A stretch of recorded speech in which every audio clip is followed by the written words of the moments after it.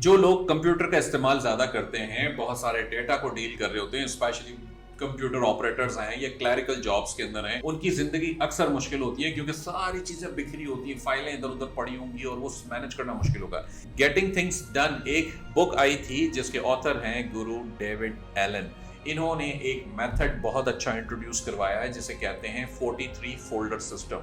यानी कि आप अपने कंप्यूटर में 43 फोल्डर्स बनाते हैं। कैसे बनाते हैं वो आज मैं आपको गाइड करता हूँ। सबसे पहले आपने बनाने हैं 12 फोल्डर्स 12 महीने के, जनवरी से लेके दिसंबर तक। अब हर फोल्डर के अंदर आपने एक्चुअली 30 या 31 फोल्डर बनाने होंगे जो कि 1 से लेके 30 तारीख तक के फोल्डर होंगे नंबर वाइज, या 31 अगर महीना 31 का है तो ये तकरीबन आपके 41-42 फोल्डर्स बन जाएंगे। इसके बाहर एक और फोल्डर बनता है जिसे हम कहते हैं रेफरेंस या मिसलेनियस, जिसके अंदर आप बेसिकली रेफरेंस मटेरियल डालते हैं कि कौन सी चीज कहां पे जा रही है।